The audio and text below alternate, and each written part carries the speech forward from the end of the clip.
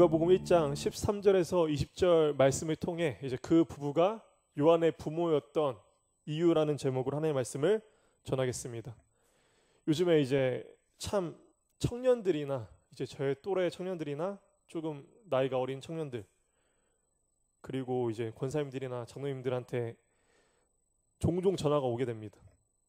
그 이유는 이제 교회에 뭐 문제가 있으니까 뭐 그거를 전화하는 것도 있고, 또 청년들은 이제 자녀를 낳고 또 교회에서 신앙생활을 하고 싶은데 그게 잘 되지 않으니까 또 그런 거를 어떻게 할 수 있는지 물어보기도 하고, 그런 전화를 참 많이 듣습니다. 그리고 저도 이제 고등부 전교에서 고등부 사역도 하고 이제 초등부 사역도 하고 여러 가지 교회 사역도 하고 또 청년부 사역도 하고 그렇게 하면서 정말 여러 교회에서 많이 보는 모습, 많은 교회 성도들이 안타까워하는 모습, 그 중에 하나가 무엇이냐면 바로 믿음의 가정, 자녀의 신앙의 문제입니다. 장년 부모 세대와 이제 청년 자녀 세대는 이제 너무 다른 것을 모두 다 이해하고 계실 겁니다.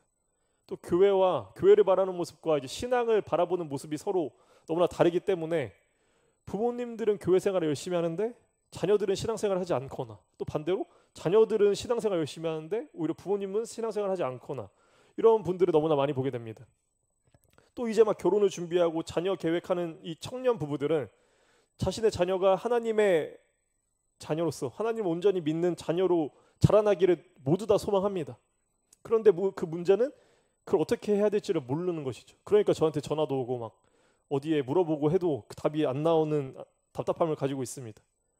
또 이것들을 배우지 못하고 또 본받을 만한 선배들과의 교류가 이 교회 안에 이게 원활하게 되면 좋을 텐데 그게 잘 되지 않기 때문에, 그래서 어쩔 수 없이 세상적인 것으로, 세상에서 말하는 최선의 것으로 이 자녀들을 키우려고 하지만, 그것으로 잘해주려고 하지만 오히려 신앙적으로는 이 자녀들에게 어떻게 해야 될지를, 또 무엇을 줘야 되는지를 잘 알지 못합니다. 그래서 믿음의 자녀는 꿈꾸지만, 믿음의 가정은 꿈꾸지만 정작 키워가면서 믿음 없는 자녀, 믿음 없는 가정이 되어가는 것 같아서 한숨 쉬는 분들을 너무나 많이 봤습니다. 오늘 본문을 통하여서 그런 믿음의 자녀와 또 믿음의 부모는 어떻게 만들어지고 그 역할이 무엇인지를 한번 나눠보고자 합니다. 그럼 이런 질문을 해보고자 합니다. 하나님께서 왜 세례 요한의 부모, 이 세례 요한을 사가랴와 엘리사벳 부부에게 허락하셨을까요? 13절에 보면 가브리엘 천사가 사가랴에게 이렇게 말합니다. 너의 간구함이 하나님께 들렸다. 즉 너의 간구함을 하나님께서 귀 기울여 들으셨다라고 말을 합니다. 첫 번째는 이것입니다. 믿음의 부모라면 마땅히 자녀를 하나님께 간구함으로 준비해야 합니다. 사실 부모님 세대, 저의 부모님 세대들도 마찬가지고 지금 저희 또래들도 마찬가지고 자녀를 준비하지 않고 그냥 낳는 경우가 너무 많습니다. 이전 세대는 그냥 자녀가 생기면 낳는 거고 그냥 그렇게 키웠습니다. 그러니까 온전히 양육받지 못했습니다. 그래서 그 여파가 이어져서 이제 내 자녀가 생겼는데 내 자녀를 어떻게 양육해야 되는지를 몰라서 수많은 문제의 갈등을 겪은 것이 현실이었습니다. 근데 지금 세대도 마찬가지입니다. 지금 세대도 자녀를 낳을 준비가 무엇이라고 생각하냐면 물질적으로 준비가 되어야지 키워야 되는 걸로 생각하는 것이죠. 그래서 너무나 완벽함을 요하게 됩니다. 그렇게 자녀를 키우지 않으면 내가 잘못된 부모라고 부모 자격이 없는 것처럼 여기게 됩니다. 그래서 어린애기 때부터 명품으로 도배합니다.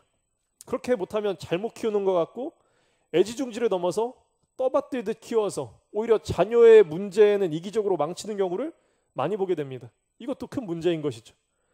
이 모습은 그리스도인들이라고 할지라도 별 차이가 없습니다. 동일하게 나타날 때가 많습니다. 정말 그리스도인 부부라면 자녀를 계획하는 이 과정, 그리고 그 과정과 뱃속에서 자라는 과정, 그리고 태어나 양육하는 그 과정 모두를 하나님께 간구함으로 이 생명을 우리에게 주신 하나님의 뜻을 기도하며 찾아야 합니다. 그래서 모든 생사화복을 주관하시는 하나님을 믿으며 아이가 스스로 하나님의 사명을 참고 하나님의 뜻을 따라 살아갈 수 있도록 어떻게 도울 수 있을까?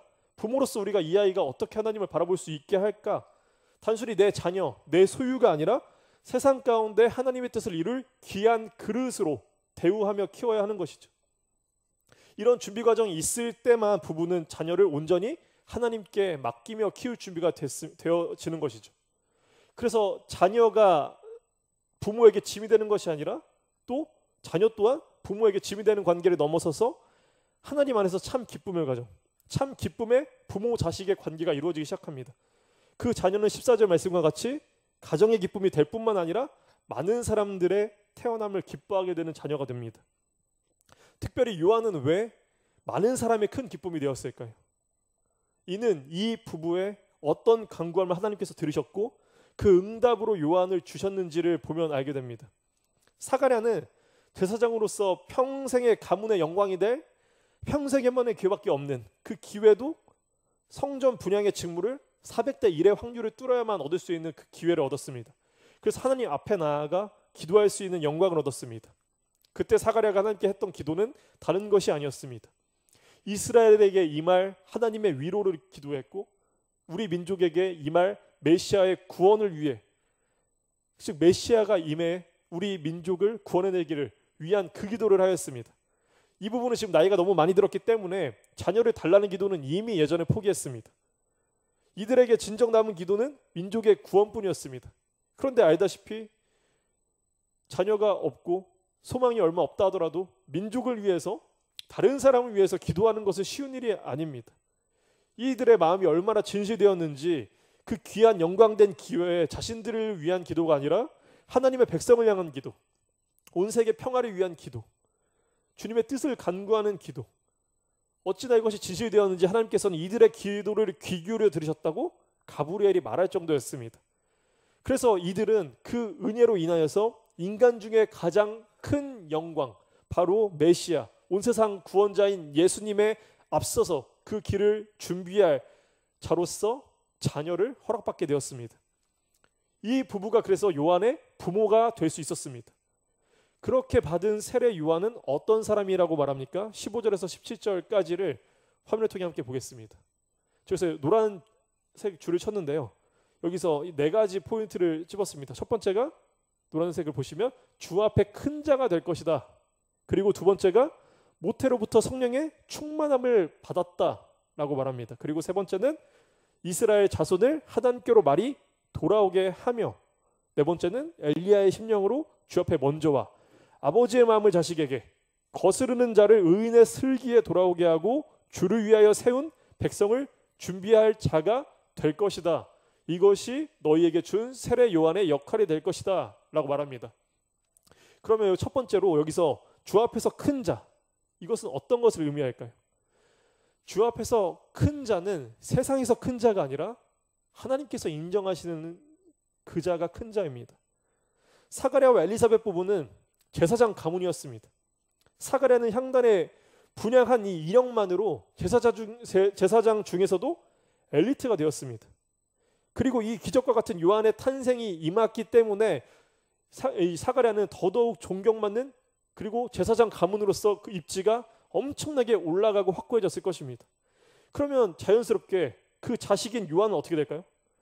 아주 엘리트 중에 엘리트 가문, 제사장 중에 은혜를 받은 그 가문. 그렇게 되면 요한은 어떻게 될 수 있을까요? 대제사장이 될 수도 있었습니다. 부모된 마음으로 자신들이 조금만 더 노력해서 우리 자녀 잘 되게 좀 끌어주면 내 자식이 대제사장이 될 수 있는 것이죠. 가문의 영광 중에 영광인 대제사장이 내 자녀가 될 수 있었습니다. 그런데 이 부부는 요한을 어떻게 키웁니까? 제사장으로 키우지 않았습니다. 그 이후에 요한이 어디서 등장합니까? 요한은 바로 광야에서 등장합니다. 제사장 자리, 대제사장으로 세상의 스펙을 쌓는 자녀로 키우지 않았습니다. 세상의 영광을 위한 자녀로 키우지 않았습니다. 하나님의 영광을 받을 자녀로 키웠습니다. 하나님 앞에 큰 자로 세웠습니다. 그러기 위해 그들은 자신들의 욕심과 바램을 접었습니다. 내 자녀가 대제사장이 되면 누구에게 좋은 것일까요? 요한 자녀? 그럴 수 있습니다. 하지만 이것은 부모의 영광입니다. 가문의 영광입니다. 사실 그걸 포기한 것입니다.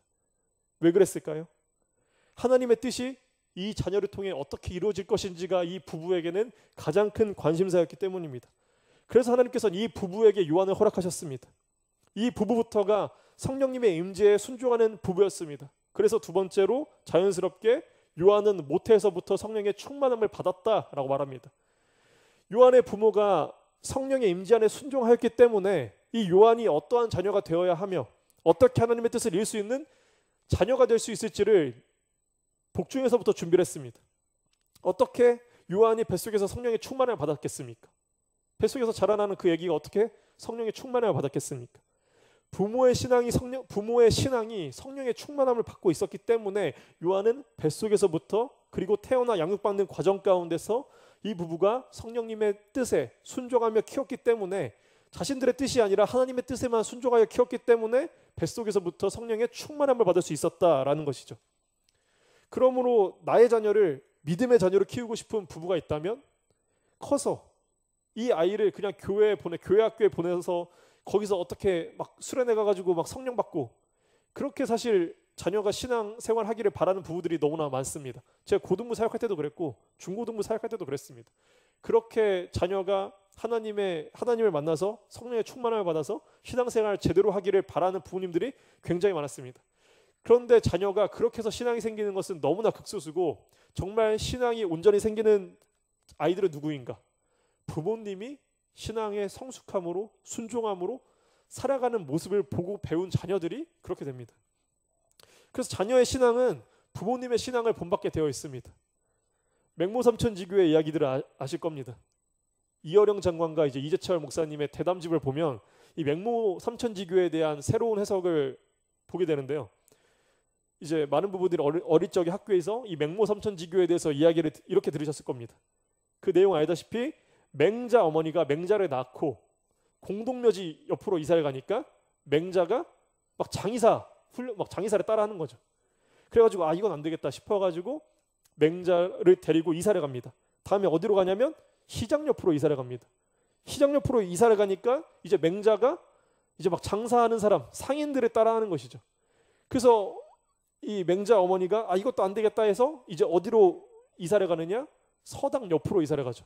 그랬더니 맹자가 공부를 해서 훌륭한 사람이 되었다. 이것을 우리가 흔히 알고 있는 맹모삼천지교의 이야기입니다.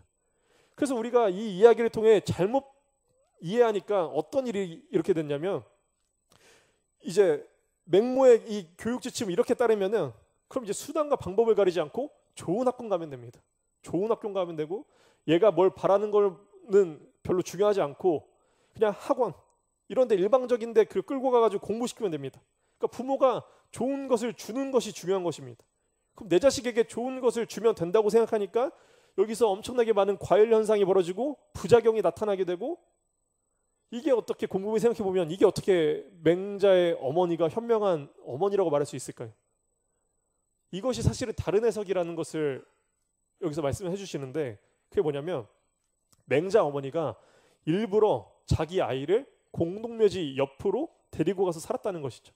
왜냐? 거기서 죽음이 무엇인지를 가르쳐줬다는 겁니다. 사람이 아이에게 죽음을 가르쳐줬다는 거죠. 죽음을 모르고는 이 세상에서 무엇을 배워도 교만함을 떨쳐버릴 수가 없습니다. 죽음을 아는 사람만이 정말 어떻게 보면 겸손하고 이 삶을 어떻게 살아야 될지 고민하게 된다는 것이죠. 그리고 이어서 두 번째 이 맹모는 맹자를 데리고 시장 옆으로 가게 됩니다. 왜 그럴까요? 인간 생존 현장을 직접적으로 보여주는 것이죠.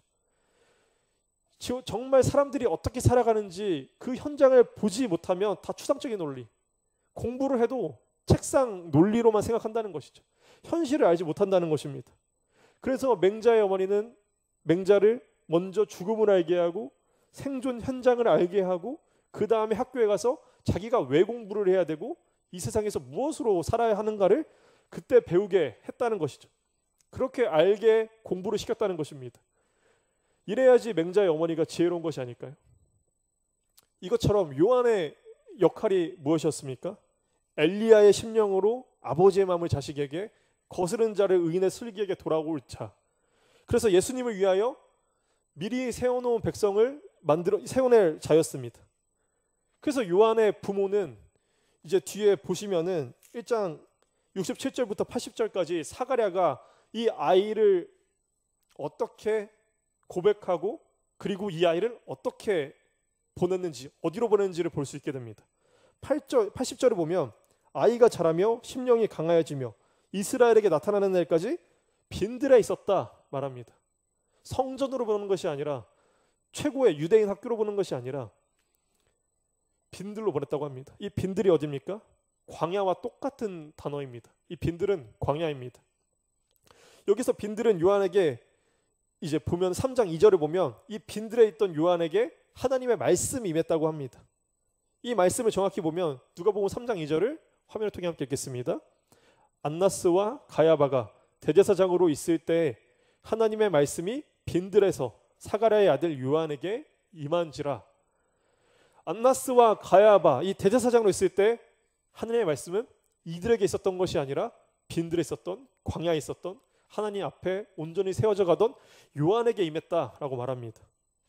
안나스와 가야바가 대제사장으로 있을 때 하나님의 말씀은 성전이 아니라 광야에 있었던 요한에게 임했던 것이죠. 요한의 부모는 요한이 이 광야의 시간을 온전히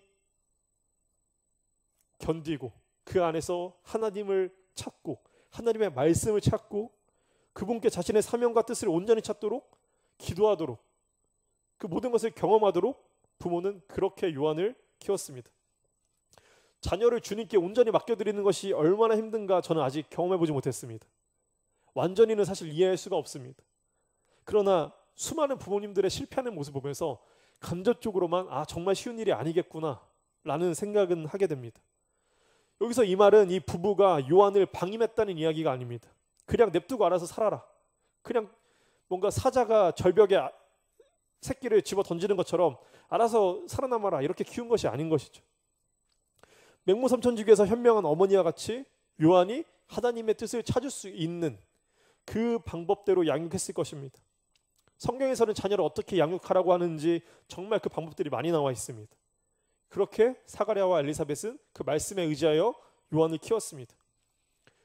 요한이 광야에서 이 사역 외치기 시작한 나이가 몇 살일까요? 예수님보다 이제 몇 개월 먼저 태어났기 때문에 예수님의 사역을 대부분 30살쯤으로 생각하니 요한도 30살쯤에 사역을 시작했을 것입니다. 그러니까 요한이 이 30살에 사역을 시작하기까지 이 수많은 시간 동안 요한의 부모의 이 양육과 교육 그리고 스스로 광야에서 하나님의 뜻을 말씀을 찾아냈던 그 시간이 30년이 걸렸습니다.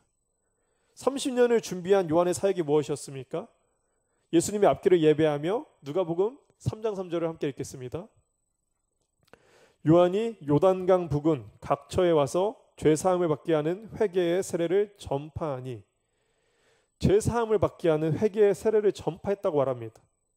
오늘 본문 1장 17절의 말씀도 함께 화면을 통해 읽겠습니다.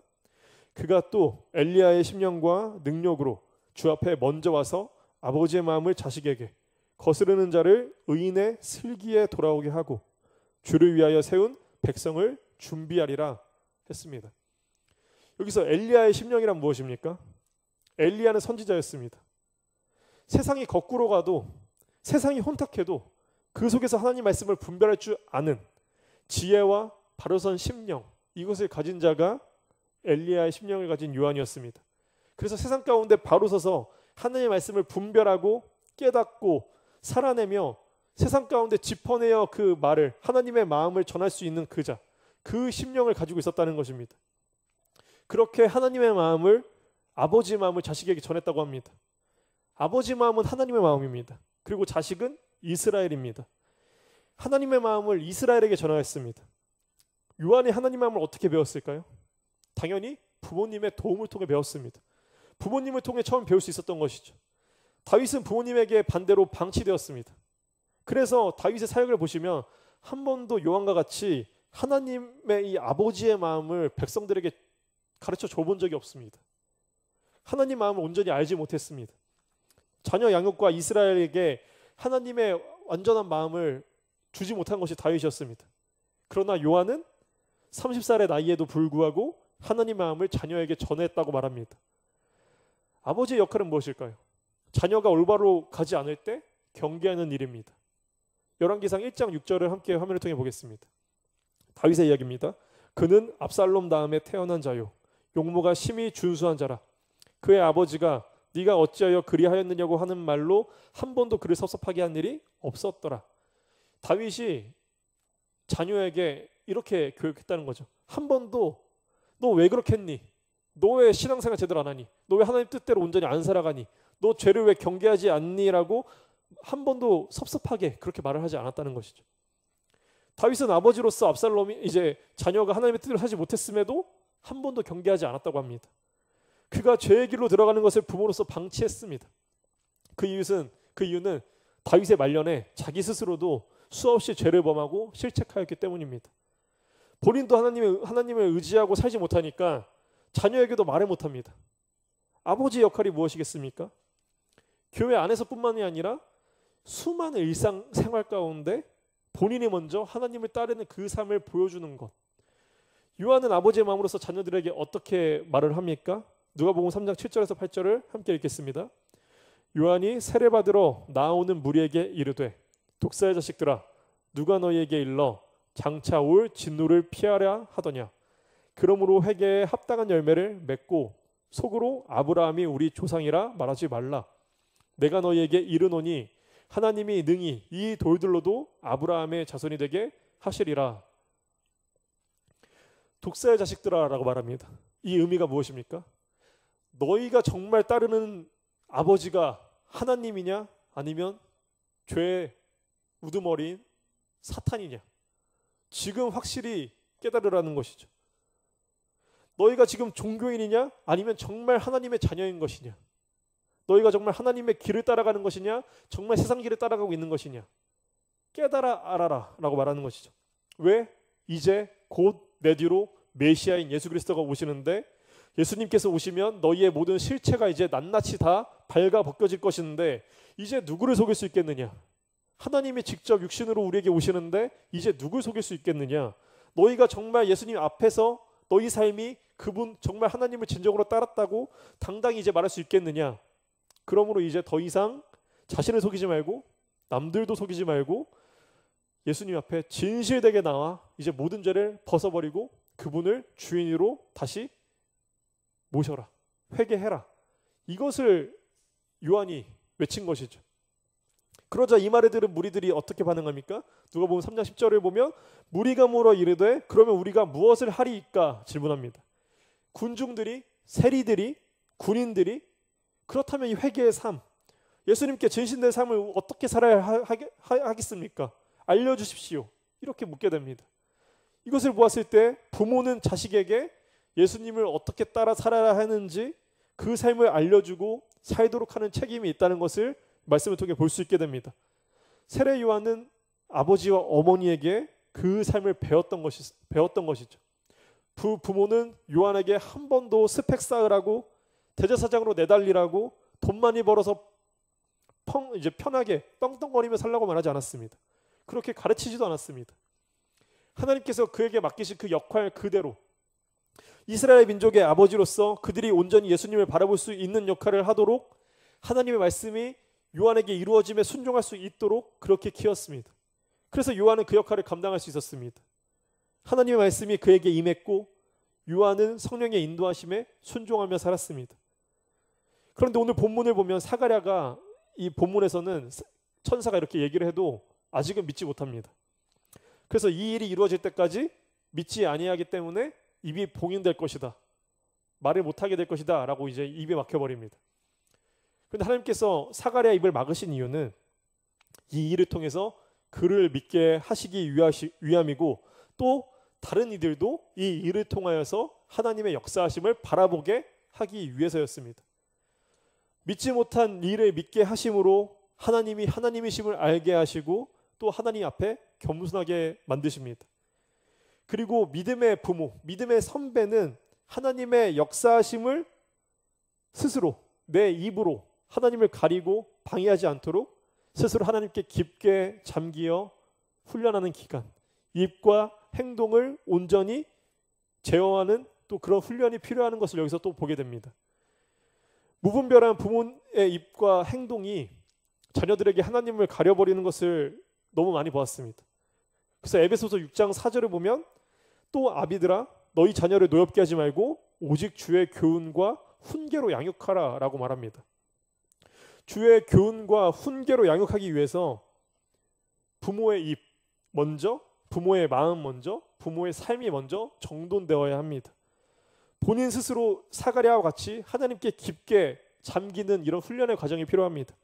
안 그러면 혼자 답답하고 혼자 급하고 기다리지 못해서 분주하고 거기서 하나님의 인내와 뜻을 기다리지 못하고 분별하지 못하고 자신의 혈기와 뜻을 무분별하게 쏟아낼 때 그럴 때가 너무나 많아지는 것이죠. 그래서 그렇게 되면 어떻게 되느냐? 골로새서 3장 21절에 보면 아비들아 너희 자녀를 노엽게 하지 말지니 낙심할까 하노라 말합니다. 이 말씀처럼 부모가 먼저 그 과정이 없으면 자녀를 낙심하며 키우게 됩니다. 하나님을 바라보지 못하게 만듭니다. 꺾여버린다는 것이죠. 여기서 노엽게의 뜻이 무엇이냐? 성가시게 하다, 자극하다의 뜻을 가지고 있습니다. 그러니까 뭔가 이제 그 훈련과 이제 그것이 안 되면 힘으로 계속 자극하고 잔소리하고 그렇게 성가시게 대한다는 것이죠.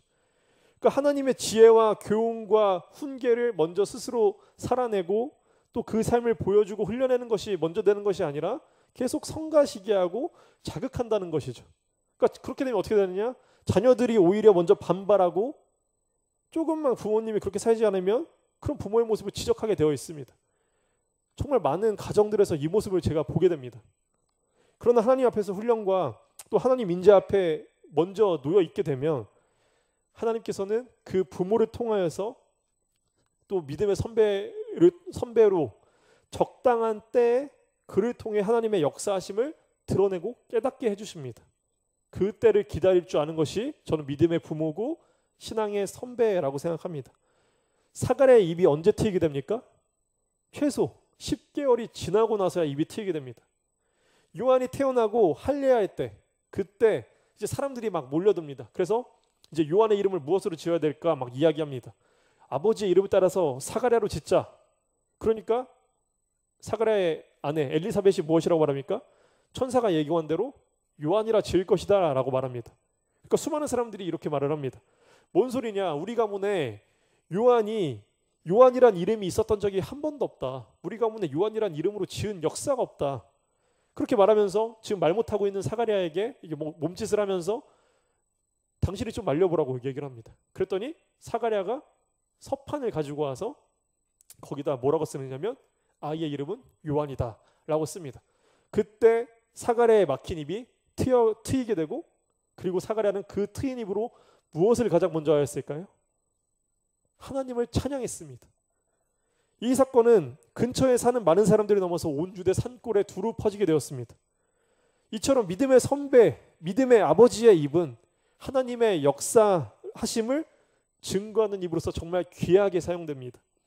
그의 삶은 하나님의 역사를 증거하는 그릇으로 사용되어지고 믿음의 선배의 입은 세상의 정보, 세상의 지식 이런 것들이 아니라 하나님을 찬양하고 하나님의 영광을 올려드리는 데 사용됩니다.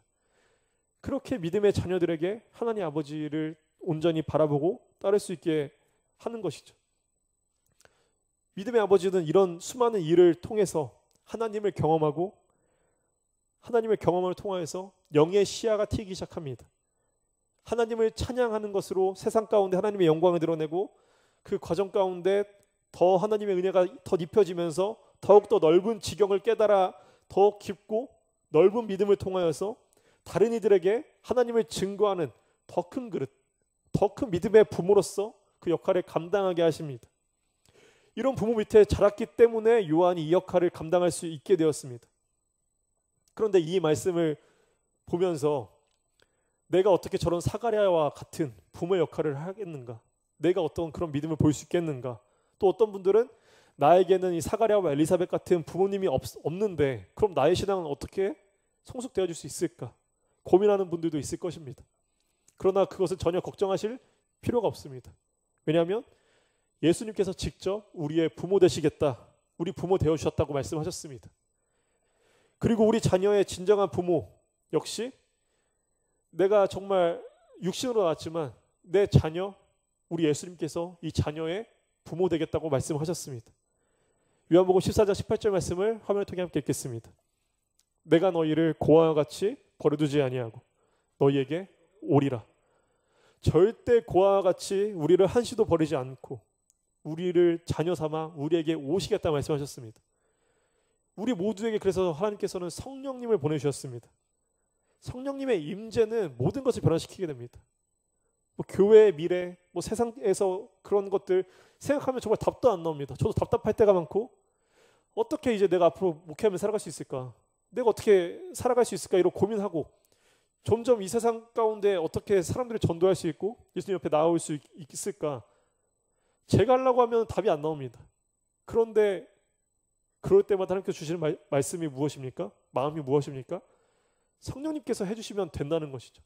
저는 못하지만 성령님께서 해주시면 뭐든지 된다는 것이죠.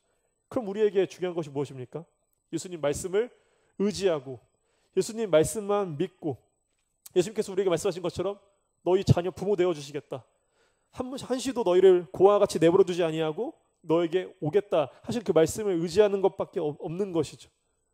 그러므로 우리에게 주어지는 것은 이 성경 말씀을 통하여 하나님께서 약속하신 그 약속들, 예수님께서 우리에게 주신 그 약속의 말씀들, 이것들을 붙잡고 나아가는 길밖에 없습니다. 믿음의 부모가 없는 분들은 우리의 진정한 부모 되시겠다 하신 예수님께 나아가면 됩니다. 그리고 믿음의 자녀가 있으신 분들은 이 자녀가 내 마음대로 안 되더라도 주님께 맡겨 내어놓으면 됩니다. 오늘 말씀의 교훈과 같이 내 부모 되신 예수님께 내가 먼저 순종함으로 내가 죄를 벗어난 삶을 살고 이 자녀를 위해 사가랴의 기도를 귀 기울여 들으신 하나님을 기억하며 이 자녀에게 하나님이 임하실 것이라는 주의 뜻대로 기도하고, 그 이후에 주님께서 주시는 은혜를 어떻게 내 자녀에게 내가 육신에 있을 때 전할 수 있을까? 또 내 육신을 넘어서 영적으로 하나님께서 이 자녀에게 어떻게 임할 수 있을까? 그 기도로 주님께 간구하며 부탁하는 방법밖에 없는 것이죠. 주님께서 해주시면 됩니다. 내 자녀를 보면 답이 없지만 하나님을 바라보면 답이 나옵니다. 그러므로 우리는 하나님을 믿고 하나님을 의지하는 그 길밖에 없습니다. 하나님께서 끝까지 함께해 주실 것입니다. 하나님께서는 주기도문에서 말씀하신 것처럼 주님의 뜻대로 간구하는 기도를 하나님께서 반드시 귀 기울여 들어주십니다. 그러므로 우리가 모두 주님의 뜻을 기도하는 모든 성도분들 되셔서 하나님의 은혜가 넘쳐 흐름을 누리시는 그런 모든 성도분들 되시기를 주님의 이름으로 소망합니다.